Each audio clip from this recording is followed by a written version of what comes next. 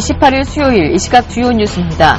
뉴욕 증시가 미국의 시리아에 대한 공습이 임박했다는 전망과 우려로 인해 최근 2달 만에 가장 낮은 수준으로 추락했습니다.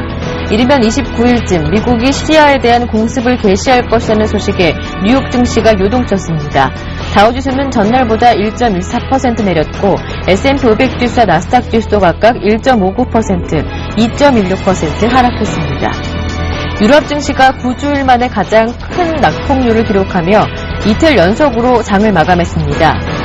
이탈리아의 전국 불안과 미 연방준비제도의 이사회의 경기 부양책 축소에 미국의 시리아 공습 임박에 대한 우려감까지 더해진 것이 악재로 작용하며 위험자산 회피를 야기했습니다. 영국 증시가 0.7% 하락한 가운데 독일과 프랑스 증시도 각각 2.0%, 2.1% 하락했습니다. 미국이 빠르면 오는 29일쯤 시리아에 대한 첫 미사일 공격을 개시할 것으로 보입니다. 미국 MBC 방송은 한 고위 관료의 말을 빌어 미사일 공격을 준비 중에 있다며 공습은 제한된 지역에 사흘에 걸쳐 단행할 것이며 아사드 정권의 군사력을 약화시키려는 의도가 아니라 화학무기를 사용하지 못하도록 메시지를 전달하려는 것이라고 전했습니다. 시리아 내전에 미군이 개입할 수 있다는 우려가 높아지면서 금값과 국제유가가 요동쳤습니다. 이날 뉴욕 상업거래소에서 거래된 서부 텍사스산 원유 10월 인도분은 전날보다 $3 9센트 오른 배럴당 109달러 1센트에 거래되며 지난 2월 이후 18개월 만에 최고치를 기록했습니다. 금값도 안전자산 선호 현상으로 큰 폭의 오름세를 기록했습니다. 지난 5월 14일 이후 가장 높은 온스당 1,420달러 20센트를 잘고 마쳤습니다.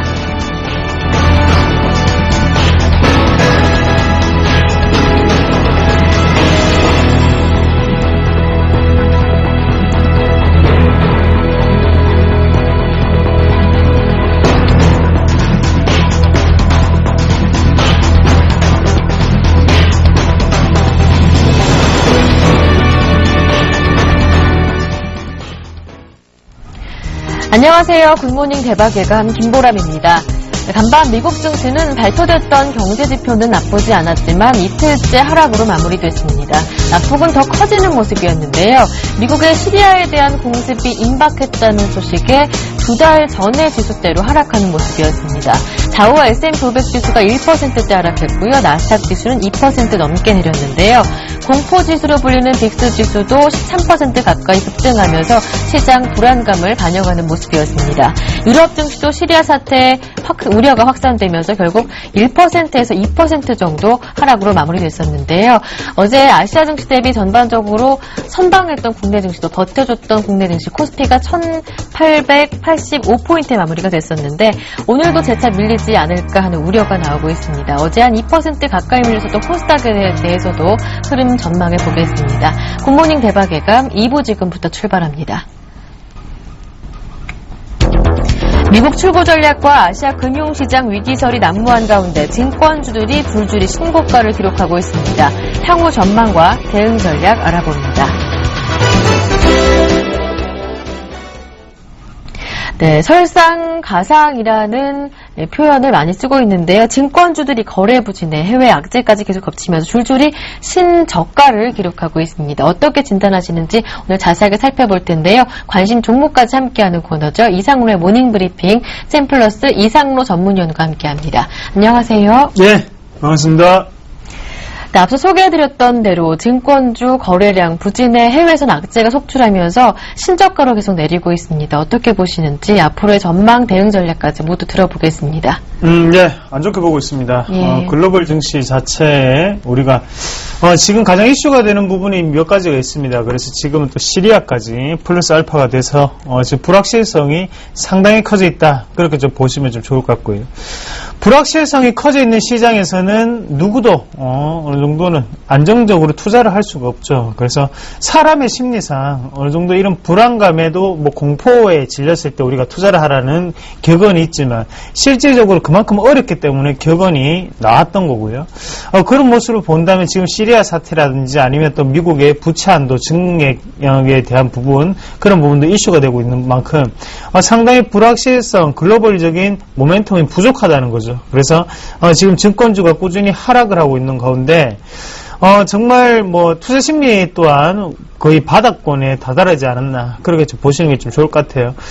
이런 분위기 자체가 실적이 안 좋았기 때문에 당연히 내려갈 수밖에 없는 거고 그 중에서 그래도 실적이 좋은 종목군이 바로 키움증권이겠죠. 그래서 뭐 수수료적인 측면이라든지 아니면 순이익적인 측면에서 가장 빛을 발하고 있는 부분인데 키움증권 또한 어느 정도 신저가로 지금 내려가면서 증권주 5개 증권주의 메이저 증권주들이 상당히 힘들구나. 그리고 중소형 증권사 같은 경우에는 뭐 통합이라든지 폐합 그리고 인수에 대한 부분이 계속적으로 이슈가 되고 있습니다. 회사가 잘 될 때는요. 이런 얘기 자체가 나올 수가 없겠죠. 하지만 회사가 그만큼 안 돌아가고 있기 때문에 이런 모습이 좀 나온다고 보시면 좋을 것 같고 그럼 왜 이렇게 실적이 안 나올까? 우리가 여러 가지 이유를 한번 따져볼 수가 있겠는데요. 제가 이유를 몇 가지 좀 가지고 와봤습니다. 그래서 파생증권이라든지 아니면 부동산 그리고 재간접펀드에 대한 부분에서 소폭의 증가세를 계속적으로 보이고 있다는 거죠. 상대적으로 제한된 금액 안에서 지금은 주식보다는 다른 여타의 투자 자산으로 자산이 조금씩 옮겨가다 보니까 거기에 대해서 지금은 어느 정도 수수료적인 부분이 가장 큰 발목을 잡고 있다고 보시면 좀 좋을 것 같고요. 증권 5개사의 실적은 여전히 부진한 상태다. 그래서 삼성이라든지 뭐 대우증권, 뭐 대신증권 있겠고요. 키움 있겠고 우리투자증권 이런 5개 증권사들이 요즘 들어요. 힘들기 때문에 지금은 치고 달려갈 그런 모멘텀 자체가 부족하다는 얘기가 되겠죠. 그래서 거래 대금이 꾸준히 부진한 가운데 어느 정도 대규모 채권에서의 평가도 손실을 나타냈다. 이런 부분이 꾸준히 이슈가 되고 있다는 거죠. 자, 그러면 실적에 대한 모멘텀은 지금은 없습니다. 그러면 우리가 다른 방향으로 한번 봤을 때 일단 내려가면 항상 나오는 얘기가 상대적인 밸류에이션의 가치는 얼마가 될까 이런 펀더멘털적인 부분을 계속 이슈가 될 수가 있겠는데요. 지금 PER 같은 경우는 800까지 내려왔죠. 그래서 어느 정도는 저평가 구간까지 내려왔다. 그렇게 좀 보시는 게 좀 좋을 것 같습니다. 하지만 지금 앞서서도 말씀을 드렸듯이 일단은 대외 악재가 너무나 상존해 있고 지금 상태로는 불확실성이 커져 있는 시장입니다. 그만큼 올리려고 하면 수급이 뒤따라야 되겠고 거기에 대해서 수급을 만들기 위해서는 좀 더 확실한 호적거리가 있어야 되겠지만 그 두 가지가 부진하다는 거겠죠. 그래서 외국인 또한 어느 정도는 매물 자체를 계속적으로 내뱉고 있는 그런 모습이고요.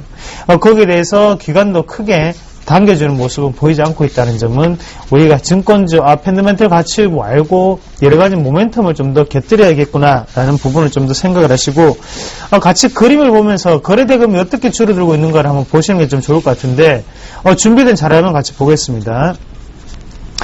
분기별 일평균 거래대금 추이를 보시면 꾸준히 하락 추세를 보이고 있는 모습을 좀 보실 수가 있을 거예요. 그래서 일평균 거래대금이 좌측에 있는 거고 그리고 분기당 거래대금이 이제 우측에 있는 그림인데 지금 보시면 아시겠지만 꾸준히 내려가고 있다는 부분을 우리가 체크를 해보시는 게 좀 좋을 것 같고 분기별 거래대금 같은 경우에는 어느 정도 소폭이나마 상승하는 모습은 좀 보이고 있습니다. 하지만 아직까지도 우리가 계속적으로 거래하던 거래량에 비해서는 상당히 적은 부분이 나타나고 있는 상태고요. 그리고 다음 그림으로 순이익에 대한 전망치를 한번 같이 보시면요. 지금 일단은 1분기의 실적이 너무 안 좋았죠. 1분기의 실적이 너무 안 좋았고 2분기에는 어느 정도 선방하는 모습이지만 아직까지도 배고프다는 거죠. 실적을 만족시키기에는 너무나 악재가 상존해 있기 때문에 우리가 증권주도 좀 더 살펴보시고 대응하시는 게 좋지 않겠나 그렇게 좀 말씀을 드릴게요. 자, 지금 시장의 분위기 자체가 상당히 보수적인 관점으로 대응을 하셔야 되는 시장의 분위기입니다. 이럴 때일수록 좀 더 정신을 좀 차리시고 방송을 좀 시청을 하시면서 앞으로 어떻게 될까 그리고 바닥을 잡는 것은 상당히 위험하죠. 그래서 여기에 출연하고 계신 분 전문가분들이 이런 종목군은 바닥이겠다라고 말을 하고 같이 의논을 해보고 들어가셔야지만 우리가 바닥을 예단할 수가 있지 혼자 바닥을 잡기는 상당히 힘듭니다. 그런 관점에서 증권주 또한 제가 바닥이 나왔으면 그때 바닥이 나왔다고 신호를 다시 말씀을 좀 드릴 테니까 미리 접근하시지 마시면 좀 좋을 것 같네요. 네, 증권주 지금 쉽게 바닥을 예측하기도 어려운 상황이다. 앞으로의 흐름 조금 더 부정적일 수 있다 전망하셨는데 보유하신 분들 가운데 이미 손실이 크신 분들이라면 어떠한 대응 전략이 필요할까요? 코스트 에버리지 효과를 좀 노리셔야 될 것 같은데요. 연기금과 똑같은 성격의 매매 패턴을 좀 가지시면 좀 좋을 것 같아요. 그래서 꾸준히 사셔야 돼요. 이런 분들은 지금까지는 어느 정도 예치, 예탁을 해서 예금 형식으로 가져갔다면 지금부터는 월별로 조금씩 해서 어느 정도는 관점 자체를 좀 낮추는 게 좋습니다. 그래서 경기 회복 사이클이 돈다면 그때는 다시 한 번 더 증권주가 올라갈 수 있거든요. 네. 그러면 그때 우리가 빠져나올 수 있으려고 한다면 당연히 어느 정도는 자산에 대해서 상당히 일단은 단가가 낮아야겠죠. 그래서 유리한 입장이 되기 때문에 일단은 한 분만에 속단해서 쫙 사는 그런 부분이 아니라 우리가 조금씩 나눠서 한 5번 나눠서 산다고 생각을 하고 앞으로 향후 5개월 동안 산겠다 이런 마음으로 좀 사시면 좀 좋을 것 같아요. 네, 이미 보유하신 분들은 조금 긴 시각으로 내다보시면서 일단 평균 단가를 낮추는 전략, 조금씩 분할 매수하시는 전략 말씀해 주셨습니다. 이어서 오늘 장 관심 종목 들어보겠습니다. 어떤 종목인가요?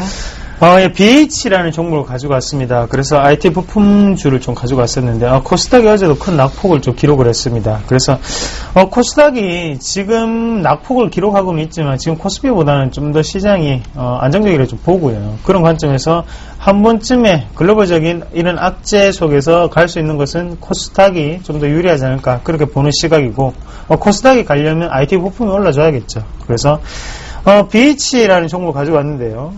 일단은 2분기 실적이 긍정적이었죠. 그래서 2분기 실적 같이 보시면 매출액 같은 경우에 1027억, 그래서 87.5%가 전년 동기 대비해서 증가하는 모습이었고, 그리고 영업이익은 91억 8천만 원을 기록을 했습니다. 그만큼 100%가 넘는 어느 정도 실적을 기록을 했었는데, 이런 실적 반영에도 불구하고 주가는 많이 내려와 있다는 거죠. 그러면 여기에서는 또다시 우리가 기업에 대한 주가를 재평가할 때가 아닌가, 그렇게 좀 말씀을 드릴게요. 캐파까지 증설을 했습니다. 2012년에 480억을 들여서 캐파를 증설했는데 2013년에 어느 정도 반영이 되겠죠. 그런 부분이 아직까지 주가에서는 나타나지 않고 있다는 점은 우리가 좀 더 긴 호흡으로 가져가신다면 충분히 이익을 거둘 수 있는 가격대가 아닌가, 그렇게 말씀을 드리겠습니다. 삼성 디스플레이 내 점유율 1위를 차지하고 있는 기업이고요. 그런 관점에서 매수가 한번 말씀을 드리면요, 11,500원 선은 우리가 매수가를 좀 대응하시면 좀 좋을 것 같아요. 그래서 지금 차트를 한번 보시더라도 이거 왜 이 가격대가 중요하냐면 일부러 억지로 올린 단계거든요. 그래서 갭을 동반해서 올린다는 것은 그만큼 올리기 쉽지 않기 때문에 여러가지 술수를 써서라도 가격을 끌어올려서 여기에서 좀 더 추가적인 상승을 시키겠다, 이런 모습이라고 좀 보시면 좀 좋을 것 같습니다. 그렇게 봤을 때 앞서 있던 이 물량 자체는 아직까지 남아있는 잔존 물량이라고 좀 더 해석을 하셔야 되고요. 그런 관점에서 지금 이틀 전에 갭을 상승을 해서 지금 21선 위로 올렸다는 것은 그만큼 다시 한 번 더 흐름을 타고 주가를 올리겠다, 그렇게 생각을 하시면 좀 좋을 것 같습니다. 그래서 지금은 이 갭 자체를 안 무너뜨리고 11,500원에 제가 매수가를 말씀을 드렸던 거고, 만약에 단기적인 트레이딩 관점에서 본다면 상단에 있는 이 12,000원까지 단타로 대응을 하시는 방법이 가장 좋겠고요. 다만 좀 더 장기적으로 보시는 분들은 13,000원까지도 충분히 갈 수 있는 자리다. 그리고 하단에 1,500원 선을 무너뜨린다면 그때는 세력의 이탈로 조금 보시는 게 좀 좋지 않겠나, 그렇게 말씀을 드리겠습니다. 네. 오늘의 관심 종목으로 BH 대응 전략까지 세워봤습니다. 지금까지 이상로 전문위원님과 함께했습니다. 고맙습니다. 예, 고맙습니다.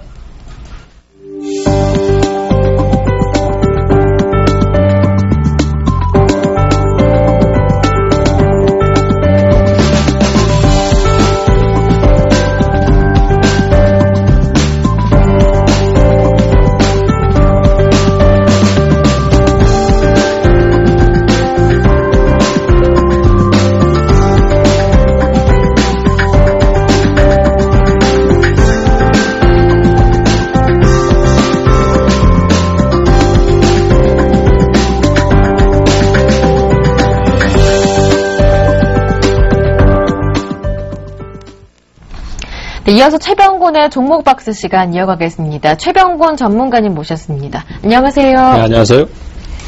자, 오늘 분석해볼 테마는 금강산 관광 관련주 말씀해 주셨는데 8월 한 중순까지 올랐다가 많이 내려오고 있어요. 그렇습니다.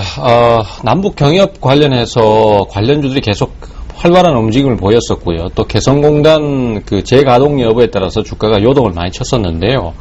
그 중에 사실은 제일 많이 움직임이 나오고 상황을 움직였던 종목이 그 역시 금강산 관광 관련해서 종목들이 아닌가 싶습니다. 네. 금강산 관광이 중단된 지가 몇 년이 지났습니다. 그러다 보니까 이제 거기에 대한 사업 기대감이 많이 줄어 있는 상태에서 요번에 개성공단이 다시 재가동되면은, 금강산 관광도 재개될 수 있다라는 평가가 나오고, 또 실제로 보면은 북한에서도 금강산 관광에 대한 재개 희망을 갖고 있는 상태이기 때문에, 거기에 따라서 관련주들이 제일 많이 상승을 했고요.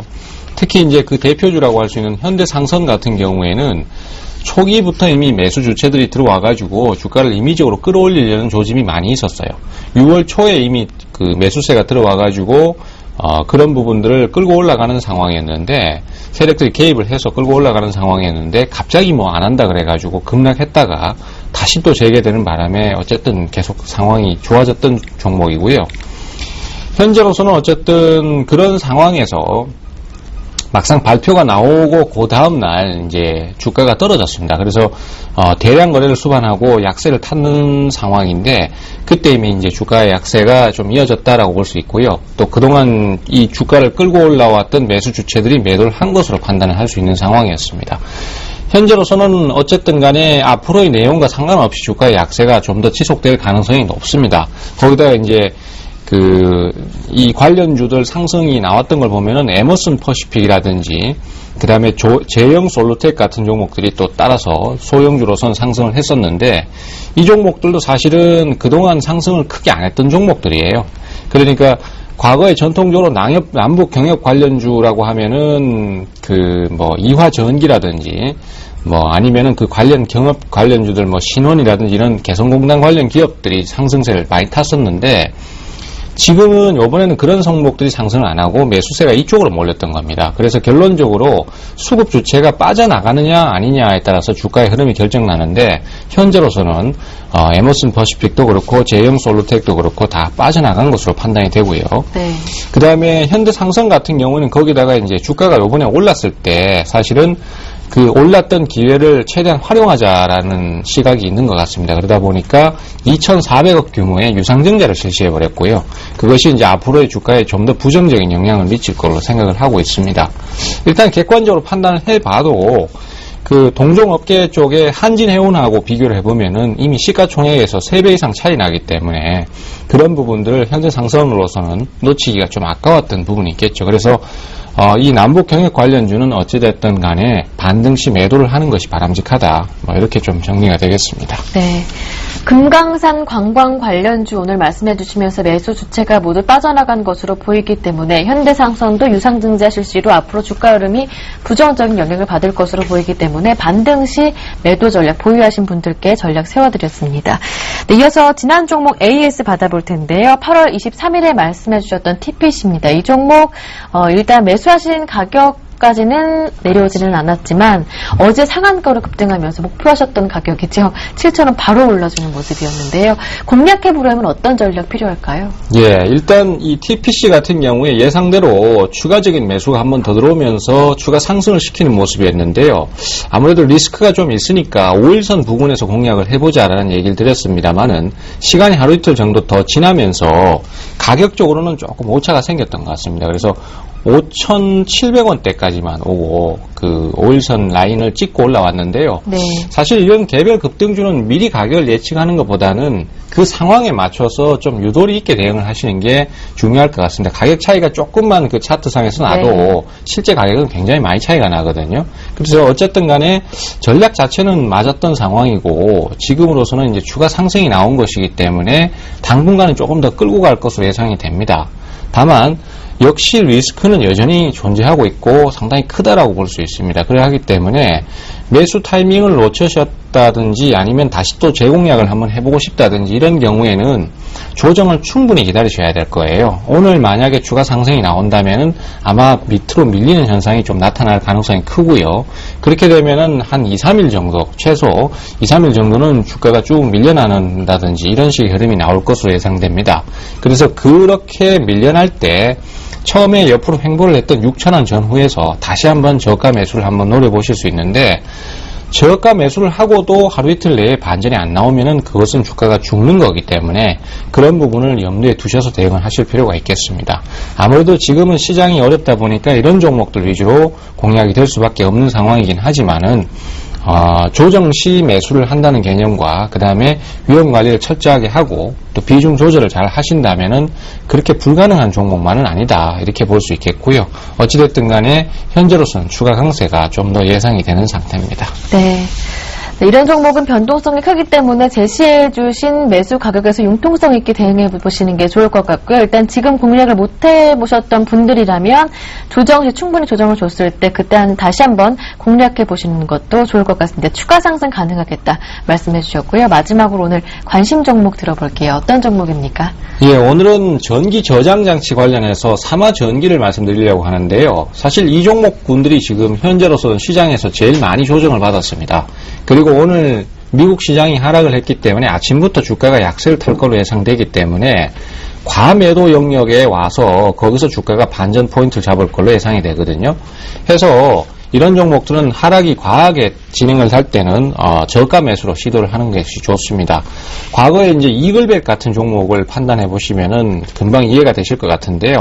그런 종목들이 바닥을 잡고 도는 모습과 흡사하게 진행을 할 것으로 예상이 되니까 낙폭이 클 때 매수하고 반전 줄 때 팔고 다시 낙폭이 클 때 매수하고 이런 식의 접근이 좋습니다. 자, 조정 시 분할 매수가 유효하고요. 그 다음에 반전 시는 당분간 박스권 예상이 되기 때문에 위에서는 팔고 밑에서는 사는 전략으로 가시는 게 좋겠습니다. 매수가는 6,200원에서 6,500원 정도 분할 매수하시는 게 좋은데요. 시장이 추가적인 조정이 나올 경우에는 6,000원 선까지도 열어두고 분할 매수하시는 전략으로 가시는 게 좋습니다. 그리고 목표가는 단기적으로는 7,500원 정도 잡을 수 있고요. 박스권 상단입니다. 그리고 만약에 박스권 돌파 나왔을 때 중기적으로는 8,500원 정도 잡으실 수 있고요. 손절가는 5,500원 정도 잡도록 하겠습니다. 네, 오늘 삼화전기 받아봤습니다. 지금까지 최병곤 전문가와 함께했습니다. 고맙습니다. 네, 감사합니다.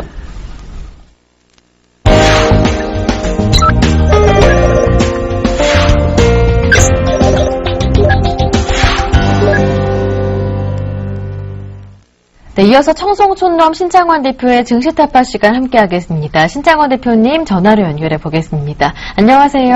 안녕하세요. 김보람 앵커님. 안녕하십니까 시청자 여러분. 굿모닝 해외 교포 여러분 반갑습니다. 청송촌놈 신창원입니다. 네, 어제 결국 코스피가 장중에는 상승 전환하기도 했었지만 보합권에서 마무리가 됐습니다. 21선 저항, 61선 지지를 좀 확인해 볼 수 있는 장이었는데 앞서 미국 증시가 크게 내렸더라고요. 오늘 추가 하락이 나오는 것인지 궁금합니다. 김보람 앵커님 질문이 이제 거의 전문가 수준으로 됐다 이렇게 말씀드리고 싶고요. 대단합니다. 어제 제가 이제 쉬어가자고 했습니다. 그래서 제가 아침에 이제 굉장히 이제 고민했어요. 당황했는데 이제 그 장이 붕 뜨길래 제가 고민했는데 역시나 근데 제가 어제 보통 우리가 이제 21일평하고 60일평 중간에서는 매매 안 하는 게 이제 정석 플레이거든요. 그래서 오늘 일단 60일평 하방 이탈하는데 사실 지금 그 장세가 누차 제가 여러분에게 말씀드리지만 이제 선물이 지배하는 장이다 이렇게 됩니다. 그래서 요즘에 이제 외국인들이 제가 요즘 우리 증권 시장을 보면서 우리 개인들은 돈 못 먹지만 기관이 돈 먹는 걸로 봐서 기관들이 요즘 너무너무 잘합니다. 옵션에서도 잘하고 주식에서도 잘하고 선물에서 잘하고 그래서 국민연금을 확실하게 더 넣어야 되겠다 이 생각을 하고 있습니다. 그래서 일단 기관들이 지금 보시면은 이제 거의 선물을 정리를 해버렸어요. 정리를 해버린 상태에서 이제 지금 보시면 선물이 제가 볼 때는 이번 9월물처럼 이렇게 적게 나오는 경향이 없습니다. 그래서 주가 자체는 급락급등은 아직까지 나오는 그런 부분이 아니다 이렇게. 요즘에는 누가 먼저 났으면 총 맞습니다. 그래서 지금 제가 볼 때는 제가 어제도 제가 여러분한테 이제 쉬어갑시다라고 했죠. 쉬어갔는데 어제 또 아침에 이제 광군 주가 좀 1900 언저리까지 가니까 더 거품을 물고 설치는 사람이 있었는데 일단 쉬어가는 자리라 이러니까 딱 쉬어갔다 이렇게 보는데요. 제가 볼 때는 오늘 또 큰 의미는 없을 겁니다. 그래서 저는 아침에 오늘이 이제 갭 하락 후에 이제 양봉이 날 것 같은데요. 양봉 난다는 건 저점에 사도 되는데 큰 수익은 없을 것 같습니다. 그래서 이번 주가를 자세히 보시면 이제 기계적으로 움직입니다. 기계적으로 움직인다는 것은 하락폭에 이제 62% 반등, 그리고 이제 하락폭에 38% 반등 이렇게 하는데 지금 이 자리가 굉장히 기계적입니다. 기계적으로 움직이고 있거든요. 그래서 지금 하락 바깥 아래쪽에서 보면 또 이제 이 주식이 주가의 이제 하락에 또 62% 또 하락 이런 부분이거든요. 그래서 지금 자리에 보시면 주가 자체가 굉장히 규칙적으로 움직인다는 것은 뭐를 말하냐면 기관들이 철저한 기술적 매매를 한다 이렇게 볼 수 있습니다. 그래서 요즘 제가 누차 말씀드렸지만 실적비 저평가 종목 그런 종목들 그리고 21일평이 올라가면서 거래 많은 종목들 그런 종목들이 거의 총맞거든요. 그래서 지금 이럴 때서 여러분 1등주 사셔야 된다. 어제 이제 삼성전자가 상승에 든 그런 부분에 대해서 한번 생각해 볼 필요가 있지 않나 이렇게 저는 생각을 하고 있습니다.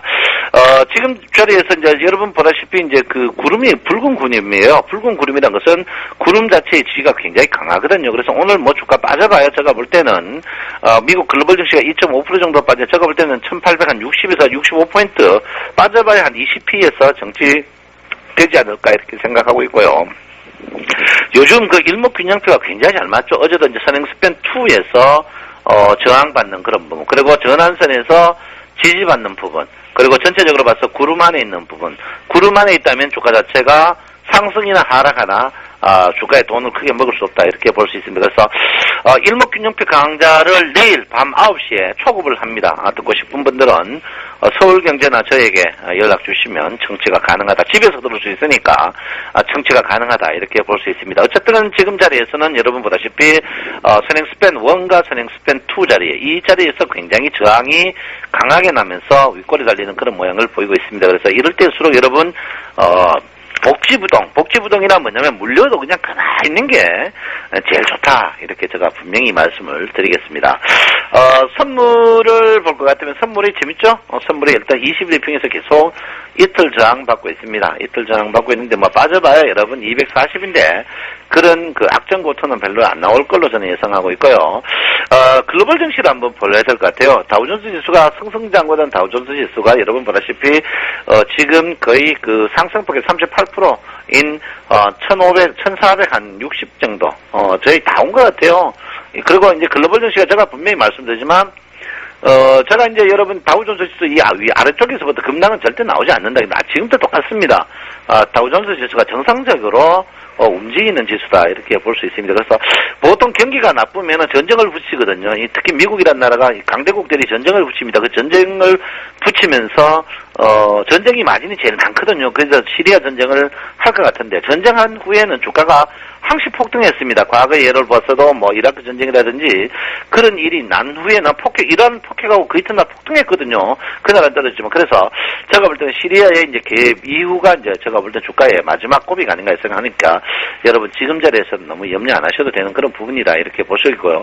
주가는 여러분 주피봇 보시면 어쨌든간 주피봇에서 중심선을 위에 올라가고 있는 그런 부분입니다. 그래서 중심선 제가 볼 때는 주피봇 빠져봐야 1876에서 하방 있다가 냈다가 상승 있다라는 그런 부분이다 이렇게 보시고 월피봇으로 보면 월피봇 중심선입니다. 지금 자리가 거의 똑같은 자리거든요. 그래서 오늘 일단 주가가 밀리지만 제가 볼 때는 오늘 주가가 일단 제가 볼 때 15포인트 아침 시가에 15에서 20인데 제가 볼 때 20포인트 이상 밀리면 적극적으로 매수하는 동참을 해야 된다 이렇게 볼 수 있습니다. 그래서 제가 이쪽 이제 5일 쉬자 그다음에 이제 여기서 사자 요 앞에는 이제 여기 쉬자 여기 사자 했는데요. 오늘은 어제 제가 이제 쉬자고 나갔고요. 오늘은 짧게 한번 저점 매수가 유용한 그런 타임인데 이제 여러분 나는 뭐 단타 뭐 하겠다. 삼성전자 사시고 매매하자는 게 현명한 그런 방법이 아닌가 이렇게 저는 생각하고 있습니다. 주가가 굉장히 어려워요. 지금 랭코 차트 같은 경우에는 이제 상승 트렌드지만 상승 트렌드가 굉장히 약합니다. 상승 트렌드가 굉장히 약한 부분에 있다 이렇게 볼 수 있고요. 지금 6월 들어서 굉장히 혼조 국면을 보이고 있는 그런 부분이다 이렇게 볼 수 있습니다. 자, 가기 차트는 여러분 일단 음으로 전환을 했어요. 가기 차트는 음으로 전환했는데 그 상승 양문의 높이가 크게 높지는 않습니다. 그래서 일단 그 가기 차트로 봐서는 1925포인트까지는 주가의 상승이 열려있는 그런 부분이거든요. 그래서 너무 비관적으로 안 보셔도 된다. 이렇게 지지는 1850이라고 했죠. 제가 1850에서 1925까지 계속 박스권 모양을 보일 가능성이 있다 이렇게 봅니다. 스윙 차트도 마찬가지인데 스윙 차트는 지금 주가 자체가 상승폭의 눌림목 자리라 이렇게 볼 수 있겠습니다. 삼선전환도 보면 삼선전환이 굉장히 지금 약해요. 약하단 말은 굉장히 최근의 저항 세기가 굉장히 약합니다. 그래서 지금 자리에서 주가 자체가 뭐 크게 빠질 그런 모양은 아니다. 이렇게 제가 분명히 말씀드리고 빠져봐야 1850에서 브레이크 듣는 그런 모양이다. 이렇게 봅니다. 지금 PMF 차트 같은 경우에 볼거든요. 그래서 지금 그 시계열 차트 5개 보면 3개는 상승이고 2개는 하락이다. 그러면 어떻게 되느냐? 주가가 헷갈릴 때는 복지 부동이다. 그리고 여기 보시면 지금 그 PMF 차트가 마른 먹골 깃발령으로 나오고 있습니다. 깃발령이 나온다는 것은 상승이나 하락이 곧 큰 변곡점이 곧 나올 가능성이 높다 이렇게 봅니다. 그걸 보면 일목균형표에서도 이제 그거를 굉장히 정확히 나오고 있습니다. 그래서 이번 변곡이 굉장히 길어요. 앞으로 한 열흘 후인데 굉장히 기니까 이 변곡에서 여러분들 몸조리를 잘 해야 된다. 몸조리를 잘한다는 것은 판단을 잘하면 돈 먹지만 판단을 못하면 돈을 안 먹는다 이렇게 볼 수 있습니다. 최근에 여러분들 주식 승천에서 제가 계속 1등 하니까 회원가입을 마해가 검사하고요. 제가 이번 주까지만 회원을 받고 이번 다음 주부터 회원 안 받습니다. 회원이 너무 많아가지고 안 받을 테니까 회원 신청하실 분 오늘까지 이번 주까지 신청하시기 바랍니다. 여러분 오늘 또 하루 쉬시기 바랍니다. 청송천놈 신청합니다. 네. 오늘도 전반적으로 쉬어가는 전략 말씀해 주셨고요. 짧게 단타도 좀 유용하겠다라는 말씀도 남겨주셨습니다. 지금까지 신창원 대표님과 함께했습니다.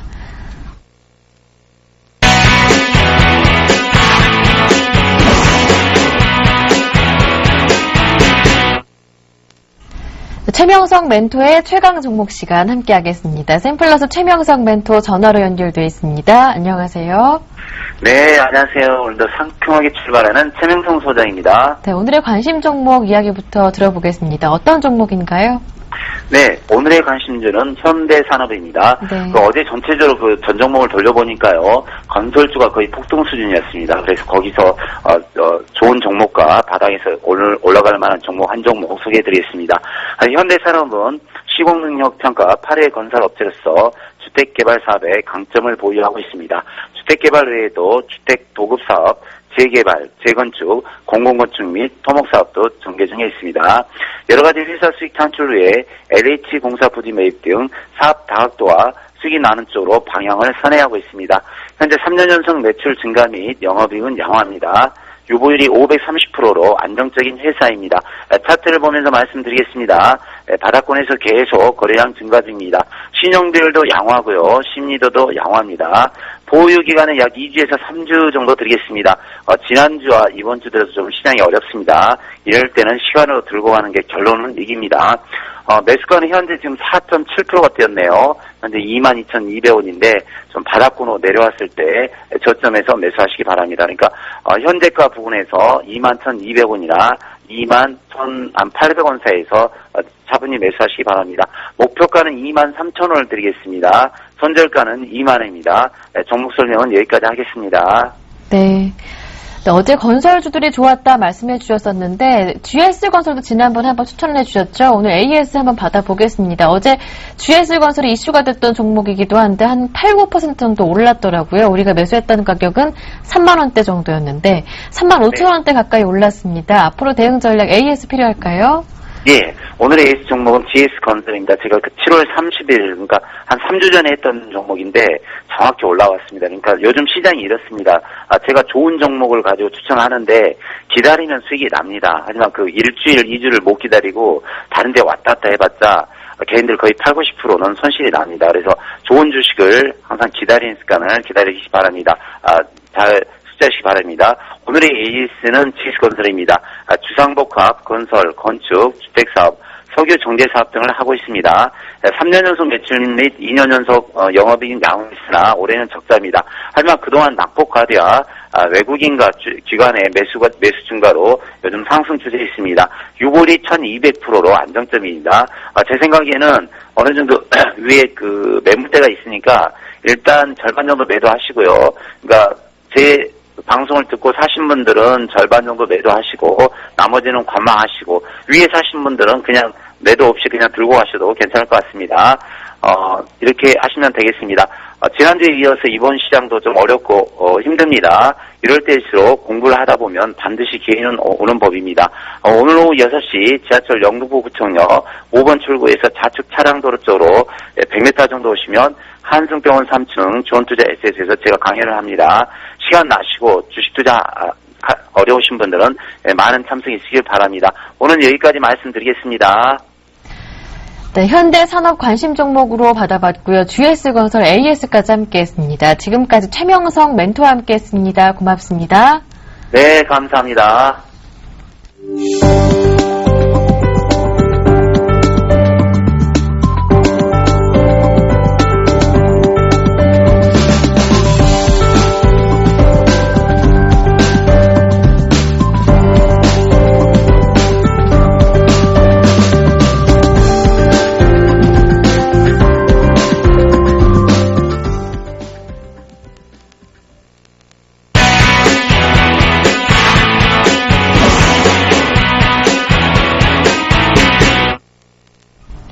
수요일장 개장을 앞두고 김영진 대표님과 함께 오늘장 이슈 점검하고요. 오늘장 전망과 함께 대응 전략까지 모두 함께 조언 들어보겠습니다. SPM의 김영진 대표님 전화로 연결해 보겠습니다. 대표님 안녕하세요. 네, 안녕하십니까.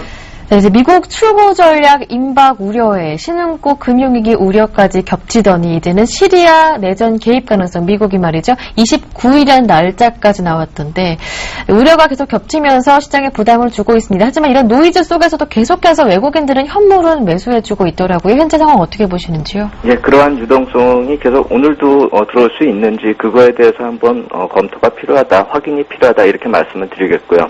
어제 같은 경우에 우리 미리 야간 선물 시장 쪽을 보면은 한 2.4포인트 선물 시장 쪽이 내렸죠.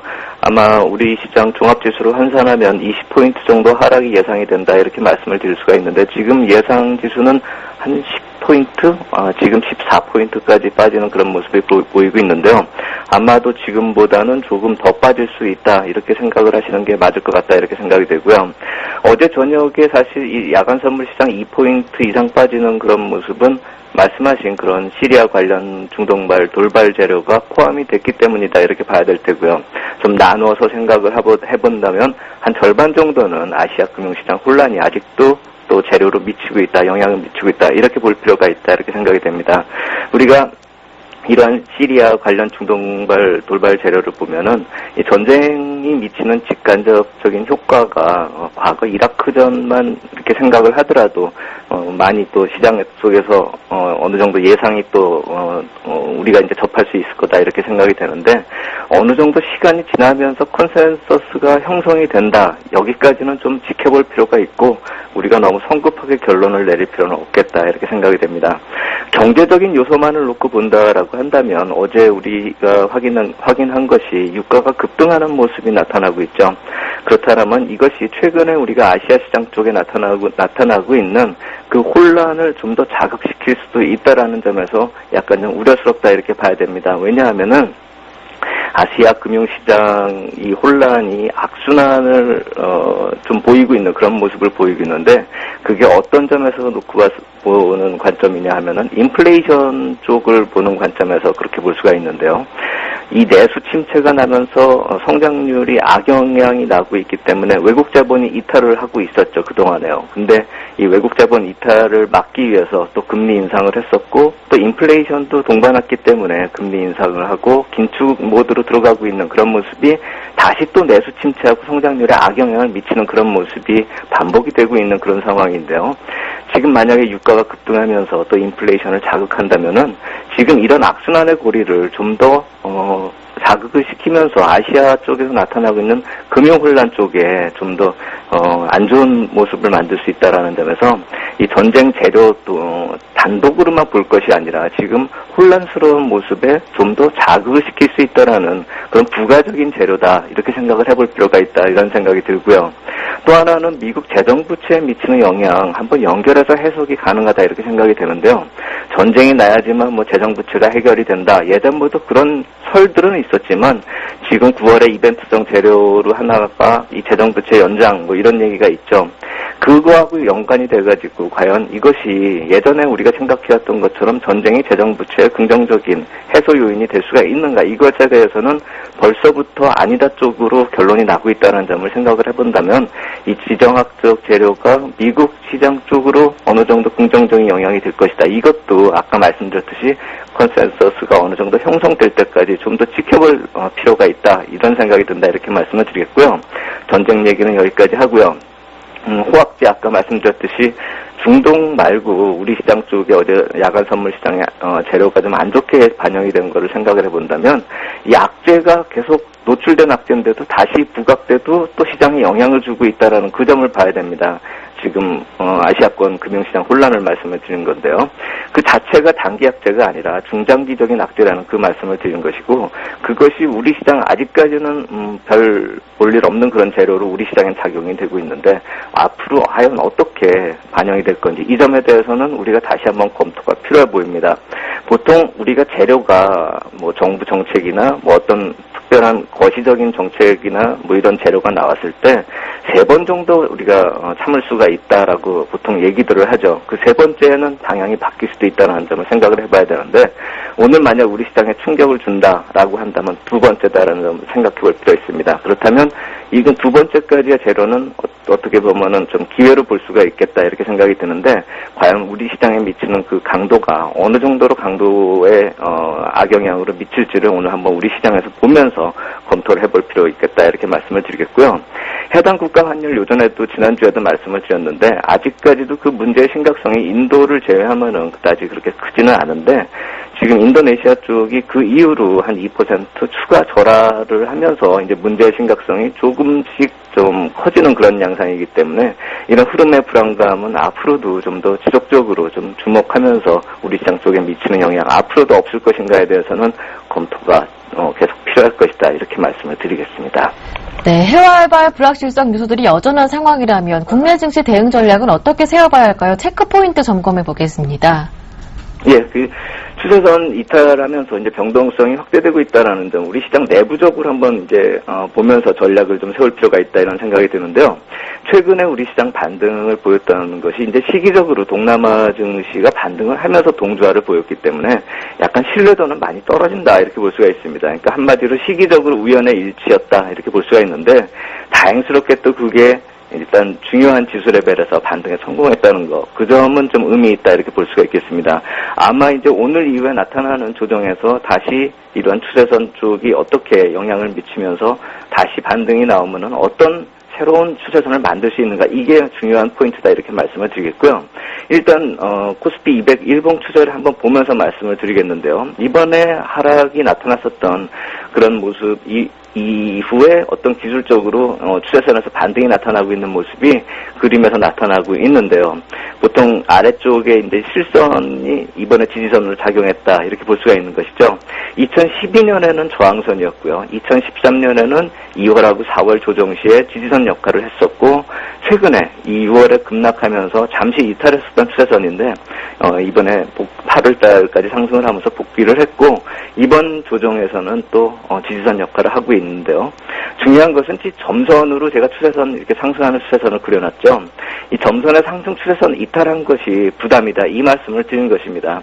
이 추세선 내로 그러니까 점선 내로 복귀를 하는 것이 바로 그 가능성이 오늘 가능할 것인가 이것이 중요했었던 고비인데 오늘 조정 이후에 그러니까 시초가는 뭐 내릴 것이 뻔하니까요. 그 이후에 얼마나 반등을 해서 저 추세선에 빠르게 복귀할 수 있는가 이것이 중요한 포인트다 이렇게 말씀을 드리겠고요.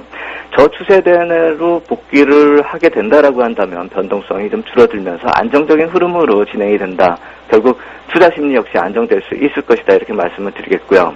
다만 저 안으로 들어간다 하더라도 큰 흐름에서 보면 지지선하고 저항선이 계속 하향하고 있는 그런 모습이기 때문에 중기적인 관점에서 보면 우리 시장 긍정적이다 이렇게 보기는 힘들다. 아직은 그렇다 이렇게 말씀을 드리겠습니다.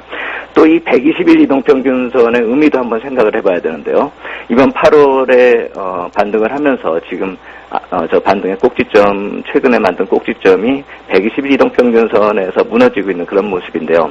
이것이 오늘 기준으로 1922포인트고 하루에 한 1포인트씩 하락을 하고 있는 그런 모습입니다.